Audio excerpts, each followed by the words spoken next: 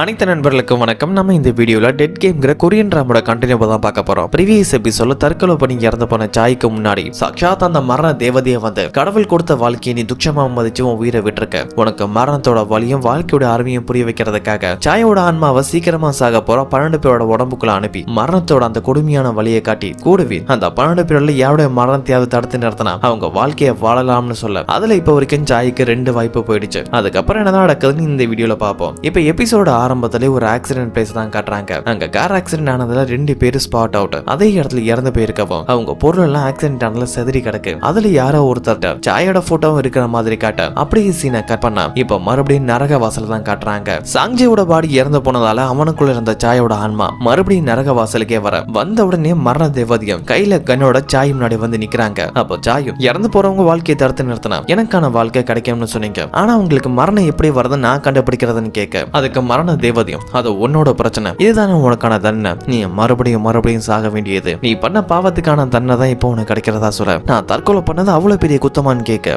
இப்போ உனக்கு கிடைக்கிற தண்டனை நீ தற்கொலை பண்ணதுக்காக இல்ல, அதை விடவும் பெருசா நீ பண்ண பாவத்துக்காக, அந்த பாவத்துக்கான தண்டனை தான் நீ அனுபவிச்சுட்டு இருக்க. அந்த 12 பேரோட வாழ்க்கையில யாராவது ஒருத்தரோட வாழ்க்கையை காட்டி நீ அந்த வாழ்க்கையை வாழ ஆரம்பிச்சாலும் அவங்களுக்கான நேரம் முடியும் போது உன் ஆன்மா மறுபடியும் நரகத்துக்கு தான் போகும். ஆனா அதுக்கு முன்னாடி நீ பண்ண பாவம் என்னன்னு கண்டுபிடி. அப்படி கண்டுபிடிச்சா மட்டும்தான் உன்னால நரகத்துக்கு போறதுல தப்பிக்க முடியும். இன்னொரு டெஸ்ட் உடைக்க அதுக்கு சாயும் நான் என்ன அப்படி பெரிய தப்பு பண்ணிட்டேன், கஷ்டப்பட்டு படிச்சேன், ஒரு நல்ல வேலையை தேர்னேன், ஆனா எனக்கு கிடைக்கல, என்கிட்ட இருந்த பணம் எல்லாம் போயிடுச்சு, என் காதலையும் விட்டுட்டு வந்துட்டேன், என் வாழ்க்கை ஃபுல்லா கஷ்டத்தை மட்டுமே அனுபவிச்சிருக்கேன், அப்படிப்பட்ட நான் யாருக்கு என்ன தப்பு பண்ணேன்னு கேட்கவும் அதுக்கு மரண தேவியும் அதை நீயே கண்டுபிடின்னு சொல்லிட்டு கண்ணால ஷூட் பண்ண இப்ப சாயோட சோல் வேற ஒரு பாடிக்குள்ள மெர்ஜ் ஆகவும் சுத்தி இருக்கிற இடத்த பார்த்தா அங்க எல்லாம் ஸ்டூடெண்ட்ஸா இருக்காங்க. இப்ப தான் இருக்கிறது ஒரு ஸ்கூல்னு தெரிய வர நம்ம இப்ப ஒரு ஸ்கூல்ல இருக்கணும், ஒருவேளை நான் டீச்சரா இருப்பேன், அதுக்கு முன்னாடி ஒரு கண்ணாடியை கண்டுபிடிச்சு என்னோட உருவத்தை பார்க்கணும்னு சொல்லிட்டு அங்க இருக்கிற கண்ணாடிகள் தன்னோட உருவத்தை பார்த்துட்டு சாய்க்கு தான் இப்ப ஒரு டீச்சர்ல ஒரு ஸ்டூடெண்ட் தெரிய வர சாய்க்கு பக்கத்துல ஒரு பையன் ஒரு வீடியோ ஃபுட்டேஜ் பார்த்துட்டு இருக்கான். அது எந்த ஃபுட்டேஜ்னா சாங்ஜி வானத்துல இருந்து பறந்து வந்து கீழே மோதி இறந்து போயிருப்பானே அந்த வீடியோவை பார்த்து சிரிச்சிட்டு இருக்க சின்ன பையனா இருக்க சாய் அதை பார்த்துட்டு ஒருத்தன் செத்ததை பார்த்தா சிரிச்சிட்டு இருக்கேன்னு கடுப்புல அவன் மண்டையில அடிக்க போகும்போது தான்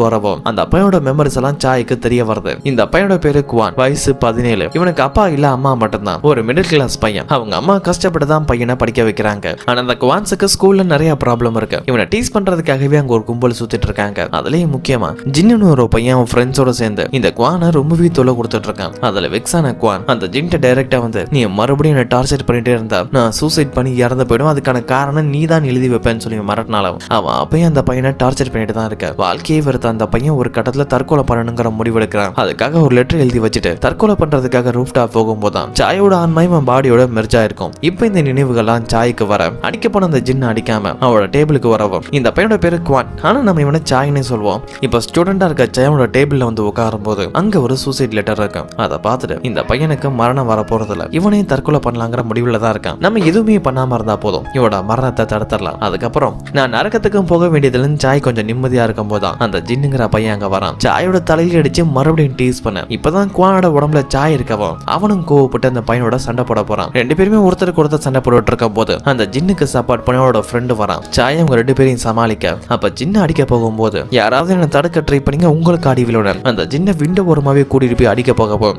அப்பதான் டேங்கிற ஒரு பையன் வரான். அவன் சாயை தடுக்கவும் சாயால அவனை சமாளிக்க முடியல. அவன் ரொம்பவே பலசாலியாவும் சாயோட பெரிய உருவமாவும் இருக்க சாயை தூக்கி போட்டு மிதிச்சிட்டு இருக்கான். அப்பதான் அந்த ஜின் அந்த சாயை 2 பேரும் பிடிங்கன்னு அடிக்கிறேன்னு சொல்லவும் அவன் ஃப்ரெண்ட்ஸ் 2 பேருமே அவனை பிடிச்சுக்கிறாங்க. அந்த ஜின் கண்டினியூஸா அவனை அடிச்சுட்டே இருக்கும் போது கிளாஸுக்கு டீச்சர் வரவும் அவங்க சண்டையை நிறுத்திடுவாங்க.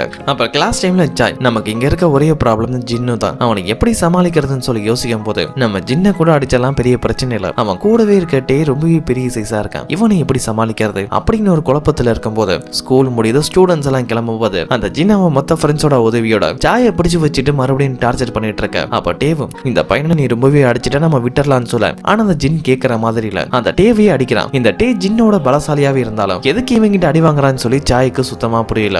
அப்பதான் மறுபடியும் அந்த ஜின் அடிக்க வரும்போது அங்க அவன் கேர்ள் ஃப்ரெண்ட் வரவும் அந்த ஜின் சாயை விட்டுட்டு அங்க இருந்து கிளம்ப கட் பண்ணா சாய் இப்ப அவனோட வீட்டுக்கு வரான். அதாவது குவானோட வீட்டுக்கு தான். அங்க வந்த உடனே அங்க உள்ள ஒரு போட்டோவை பாக்குறான். அதுல குவான் அவங்க அம்மாவோட இருக்கிற மாதிரியான போட்டோ தான் இருக்கும். இந்த குவானுக்கு அப்பா இல்ல அம்மா மட்டும்தான். அந்த போட்டோவை பார்த்த உடனே சாய்க்கு தன்னோட அம்மாவோட ஞாபகம் வந்துடும். இந்த பையனை மாதிரி தான் என்னோட நிலைமையும், எனக்கு அப்பா இல்லாம என் அம்மா கஷ்டப்பட்டு வளர்த்தாங்கன்னு தன்னோட அம்மாவை பத்தியும் தன்னை படிக்க வைக்கிறதுக்காக உங்க அம்மா எவ்வளவு கஷ்டப்பட்டாங்கன்னு சொல்லி திங்க் பண்ணி பார்க்கவும் இப்ப குவானோட வீட்டுக்கு அவங்க அம்மாவும் வராங்க. பையனுக்கு தேவையான ஃபுட் எல்லாம் செஞ்சு தந்து அவனுக்கு சாப்பாடை ஊட்டி விடவும் சாய்க்கு அதை பார்க்கும்போது தன்னோட அம்மாவே ஊட்டி விடுற மாதிரி தோணுது. அவனால எமோஷன்ஸ் கண்ட்ரோல் பண்ண முடியல. அதுக்கப்புறம் குவாட ரூமுக்கு போனதுக்கு அப்புறம் சாய் அவன் அம்மாவுக்கு கால் பண்ணலாமா திங்க் பண்றான். ஆனா அந்த கால் பண்ணாம என் பாஸ்ட பத்தி திங்க் பண்ணாம இந்த குவானா இருக்கிறதா என்னோட பிரசன்ட் லைஃப், நான் இந்த வாழ்க்கையை எப்படி வாழ்றதான்னு சொல்லி பாக்குறதா நல்லதுன்னு சொல்லி திங்க் பண்ணவும் அப்படியே கட் பண்ண. அதுக்கு அடுத்த நாள் ஸ்கூல்ல சாய் டேவை வந்து மீட் பண்ணி, நான் நேத்து உன் கூட சண்டை போட்டேன், ஜின் கூடவே சண்டை போட்டேன், என்னால ஜின்ன கூட அடிக்க முடிஞ்சிச்சு, ஆனா ஒன்னும் அடிக்க முடியல, நீ அவனை விடவும் பலசாலியா இருக்க, அப்படி இருக்கும்போது எதுக்காக நீ அவங்கிட்ட அடி வாங்கி ஒரு அடிமை மாதிரி இருக்கான்னு கேட்கவும் அப்பதான் டேவ் ஒரு முக்கியமான விஷயத்த சொல்ல வரான். அந்த இடத்துக்கு ஜின் வரவும் டே அங்க இருந்து பேசாமலே போக, ஆனா சாய் விடுற மாதிரி இல்ல, டேக்கு பின்னாடியே வந்து அது என்ன விஷயம்னு மறுபடியும் கேட்க டேவும் சொல்ல ஆரம்பிக்கிறான். ஒரு தடவை இந்த டேவுக்கும் ஜின்னுக்கும் ஆல்ரெடி ப்ராப்ளம் வந்திருக்கு. அப்படி பிரச்சனை வரும்போது ஜின்னுக்கு ஒரு சீனியர் ஸ்கூல் ஃப்ரெண்ட் இருப்பான், அவனை போய் மீட் பண்ணிருக்காங்க. அந்த பையன் ஒரு கேங்ஸ்டர் மாதிரி எப்பவுமே கூட ஒரு கும்பலை வச்சுட்டு அலைவான். அதோட அவன் பார்க்க டேவோடவே ரொம்ப பலசாலியா இருப்பான். அதோட அவனுக்கு டேக் அண்ட் டவோ தெரியும். இந்த ஜின் கிட்ட எதுவும் நான் மறுபடியும் பிரச்சனை பண்ண அவன் கண்டிப்பா அவன் சீனியர் ஸ்கூல் ஃப்ரெண்டை போய் மீட் பண்ணுவான். அவனால எனக்கு தான் பிரச்சனை, என்னால அவனை வின் பண்ண முடியாதுன்னு சொல்லவும் அதெல்லாம் கேட்டாச்சாய் என்ன இந்த பசங்க இப்படி இருக்காங்க, இந்த ஸ்கூல் பிரச்சனையை பெருசா பாக்குறானுங்க, இவனுங்களாம் படிச்சு முடிச்சு வேலைக்கு போய் வெளியில இருக்க பிரச்சனையை ஃபேஸ் பண்ண இவனுங்க என்ன ஆக போறானுங்கன்னு சொல்லிட்டு இந்த டேவோட பிரச்சனையை ஜின்னையும் சமாளிக்கிறதுக்காக நம்ம ஒரு பிளான் பண்ணணும்னு சொல்லி யோசிக்க, அதுக்கு அடுத்த நாள் ஸ்கூல்ல லஞ்ச் டைம்ல தான் கட்டுறாங்க. அந்த ஜின் மறுபடியும் வந்து சாப்பிட்டு இருக்க சாயை தொல்லை பண்ணிட்டு இருக்க. அதுல கடுப்பான சாய் அவன் கையில இருக்க சாப்பாடு எடுத்து ஜின்னோட தலையிலேயே கூட்டிட்டு அங்கிருந்து ஓடி போயிடுவான். அதுல கடுப்பான ஜின் டே கிட்டே என்னோட ஃப்ரெண்டு கிட்டயும் உடனே அந்த குவானை பிடிங்கன்னு சொல்லவும், ஆனா டே இந்த வாட்டி ஜின் சொன்னதை கேட்காம ஏன் ஒன்னால அவனை பிடிக்க முடியாதான்னு கேட்க ஜின்னுக்கு அது இன்சல்ட்டிங்கா போகும். சுத்தி இருக்கிற எல்லாருமே அவனை பார்த்து சிரிக்க ஆரம்பிச்சிடறாங்க. அதோட அவன் டேட்டிங் பண்ற பொண்ணுக்கு முன்னாடி எல்லாரும் அவனை சிரிக்க அவனுக்கு ரொம்பவே ஒரு இன்சல்ட்டிங்கா போயிருது. அப்ப டே கூட இருக்க அவன் ஃப்ரெண்டும் நம்ம அந்த ஜின் சொன்னது கேட்கலையே, அவன் ஃப்ரெண்ட்ஸால நமக்கு எதுவும் பிரச்சனை வராதான்னு கேட்க டே எதுவும் வராதுன்னு சொல்லிட்டு சிரிக்கிறான். என்னன்னா நேத்து ராத்திரியே சாய் இந்த டேவை மீட் பண்ணி நான் சொல்றதை மட்டும் கேளு, அந்த ஜின்னால இனிமேல் உனக்கு எந்த ஒரு பிரச்சனையும் வரக்கூடாதுன்னா எனக்கு அவனுக்குள்ள என்ன நடந்தாலும் சரி அதுல நீ தலையிடக்கூடாதுன்னு சொல்லியிருப்பான். அதனாலதான் டே அமைதியாவே இருக்கவும் இப்ப ஜின்னை தான் காட்டுறாங்க. எல்லாருக்கும் முன்னாடி அவனுக்கு அவமானம் போயிடுச்சு, இதுக்கு எப்படியாவது பழி வாங்கி ஆகணும்னு அவன் ஃப்ரெண்ட் அந்த சீனியர் ஸ்டூடெண்ட் ஒருத்தர் இருப்பானே அவங்கிட்ட போய் உதவி கேட்கவும் அவங்களும் ஜின்னுக்கு உதவி பண்றதுக்காக உடனே அவன் கூட போக அப்படியே கட் பண்ணா கிளாஸ்ல டேவை தான் காட்டுறாங்க. சாய்கிட்ட வந்து நீ சொன்ன மாதிரி உங்க பிரச்சனைக்குள்ள நான் வரல, ஆனா அந்த ஜின் சும்மா இருக்க மாட்டான், கண்டிப்பா அவங்க கூட சண்டை போடுறதுக்காக அந்த சீனியர் ஸ்டூடெண்ட்ஸ் எல்லாம் கூட்டிட்டு வருவான், நீ என்ன பண்ண போற உன் பிளான் என்னன்னு கேட்கவும் அதுக்கு சாயும் எதுவுமே பண்ணாம இருக்கிறதா என்னோட பிளான்னு சொல்ல அந்த சீனியர் ஸ்டூடெண்ட்ஸை கூட்டிட்டு ஜின் அங்க கிளாஸுக்கு வரவும் அவனும் டேவை பார்த்த உடனே இந்த டே தான் மறுபடியும் ஜின்னோட சண்டை போட்டிருப்பான்னு நினைச்சு டேவை அடிக்க போக, ஆனா ஜின் அவனை தடுத்து நிறுத்தி இந்த டேயும் கூட பிரச்சனை பண்ணல, இவன் தான் என் கூட பிரச்சனை பண்ணதா குவானை காட்டவும் அந்த சீனியர் ஸ்டூடெண்ட் குவானை கூப்பிடுறான். குவான் எதுவுமே தெரியாத மாதிரி ஒரு இன்னசென்ட் லுக்ல அவனை பார்க்கவும் அவனை பார்த்த உடனே இந்த சீனியர் ஸ்டூடெண்ட் ஜின் மேல கடுப்பாக்குறான். அவன் கூட வந்த ஆளுங்களும் ஜின் மேல கோவப்படுறாங்க. இவெல்லாம் ஒரு ஆள்னு அடிக்கவா எங்களை கூட்டிட்டு வந்தா இவனை கூட உன்னால சமாளிக்க முடியாதான்னு சொல்லிட்டு எல்லாரும் ஜின்னியை அசிங்கப்படுத்திட்டு அங்கிருந்து போகவும் அதுல கடுப்பான ஜின் மறுபடியும் சாய் அடிக்கிறதுக்காக வரும்போது இந்த தடவை டே அவனுக்கு உதவி பண்றான். இப்பதான் சீனியர் ஸ்டூடெண்ட்ஸ் யாருமே அவனுக்கு உதவி பண்ண வரமாட்டாங்களே, அந்த தைரியத்துல டே அவங்கிட்ட சண்டை போட வரவும் ஜின்னால எதுவும் பண்ண முடியல. அதோட இந்த ஜிம்மும் பல தடவை டேவை வம்புழுத்திருப்பால அதுக்கு பழி வாங்குறதுக்காக அவன் சும்மா போகும் போதெல்லாம் அந்த ஜின்னை வம்புழுத்துட்டு இருக்க.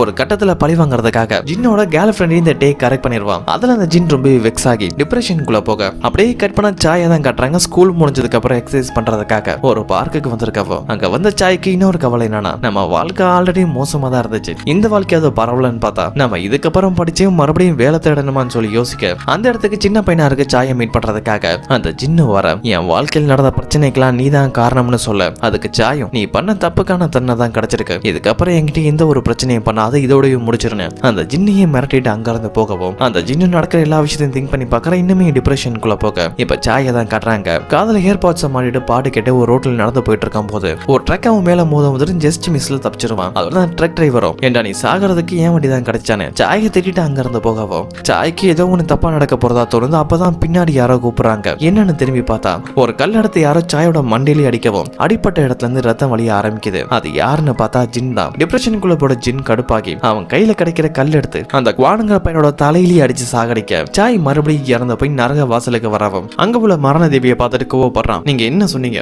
12 பேர்ல யாரோட மரணத்தையாவது நான் தடுத்தனா அவங்க வாழ்க்கைய வாழலான்னு சொன்னீங்க, ஆனா இப்ப என்ன நடந்துச்சு, அந்த குவான் தற்கொலை பண்றதா ஏற்கனவே முடிவு பண்ணியிருந்தான், அவன் மரணத்தை நான் தடுத்தேன், அப்ப அவனோட வாழ்க்கையை தான் நான் வாழணும், ஆனா சம்பந்தமே இல்லாம அந்த ஜின்னால நான் இறந்து போயிருக்கேன், ஒருவேளை யாரோட மரணத்தினால தடுக்க முடியாதுன்னா அதை டைரக்டா என்கிட்ட சொல்லுங்க, நான் நரகத்துக்கு போறதை உங்களால தடுக்க முடியாதுன்னு அதையும் டைரக்டா என்கிட்ட சொல்லுங்க, ஆனா பொய்யான ஒரு நம்பிக்கையை கொடுக்காதீங்கன்னு சொல்லி மரண தேவிக்கிட்டே கொஞ்சம் ஓவரா பேசவும் அதுல கடுப்பான மரண தேவி டெலிபோர்ட் ஆகி சாய்க்கு முன்னாடி வந்து அவனை தூக்கி எறிறாங்க. அதுக்கப்புறம் அவனோட தலையில காலை வச்சு நீ யாருக்கிட்ட பேசுறேன்னு தெரியும்ல, நான் மரண தேவி, என்கிட்ட பேசும்போது மரியாதை ரொம்பவும் முக்கியம்னு சொல்லிட்டு கண்ணால ஷூட் பண்ணவும் இப்ப சாயோட சோல் வேற ஒரு பாடியோட மெர்ஜ் ஆகவும் இந்த கேரக்டரை நம்ம சாய் இல்லைன்னா ஹீரோன்னு சொல்லுவோம். இப்ப யாரோட உடம்புக்குள்ள வந்திருக்கும் தெரியாம சாய் இருக்கும் போது இப்ப சாய் யாரோட பாடியில இருக்கானோ அந்த ஆளை கட்டி போட்டு சில பேர் மிரட்டிட்டு இருக்காங்க.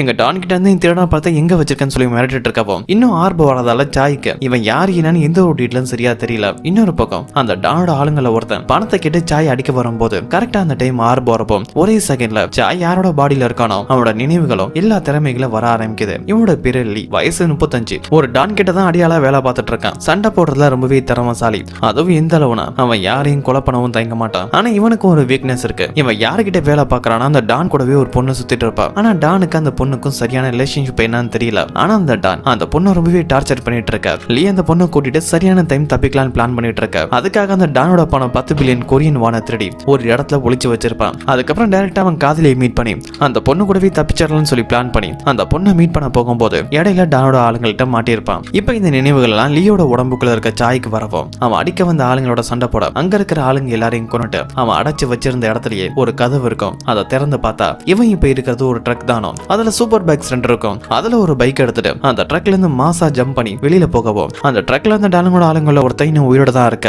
லீ தப்பிச்ச விஷயத்த உடனே டானுக்கு இன்ஃபார்ம் பண்ணவும் இந்த டானுக்கு கீழே ஒரு பெரிய சைபர் டீமே இருக்கும். அவங்கள கான்டாக்ட் பண்ணி லீய உடனே தேட சொல்லியும் அவனை உயிரோட கொண்டு வரவங்களுக்கு 2 பில்லியன் கொரியன் மணியை தரதா சொல்ல ஏகப்பட்ட ரவுடிங்க இப்ப ஹீரோவை துரத்த ஆரம்பிக்கிறாங்க. ரவுடிங்க மட்டும் இல்ல, டான் கொடுத்த ஆஃபரை பார்த்துட்டு நிறைய போலீஸ் ஆபீசர்ஸும் இப்ப ஹீரோவை துரத்திட்டு இருக்க. ஒரு கடத்துல டானோட சைபர் டீமை சேர்ந்தவங்க நம்ம ஹீரோட லொகேஷனை கண்டுபிடிக்கவும் அவன் ஆளுங்களாம் ஹீரோவை கொலை பண்றதுக்காக வராங்க. ஒரு பக்கம் கார்ல துரத்திட்டு வர, இன்னொரு பக்கம் ஒரு பெரிய ட்ரக்ல துரத்தி வந்துட்டு இருக்கவும் சண்டையில அந்த காரன் ட்ரக்கும் பெரிய பிளாஸ்ட் ஆகவும் ஹீரோ அந்த ட்ரக்கை ஹீரோயிசமா தாண்டி அந்த காரங்கள்ட்ட இருந்து தப்பிக்கவும் அப்பயும் அந்த கேங்ஸ்டர்ஸ் விடுற மாதிரி இல்ல, பைக்ல நிறைய பேர் துரத்திட்டு வராங்க. அதோட இந்த எபிசோட் கம்ப்ளீட் ஆகுது. இதுக்கப்புறம் என்ன நடக்குதுன்னு அடுத்த வர வீடியோல பார்ப்போம்.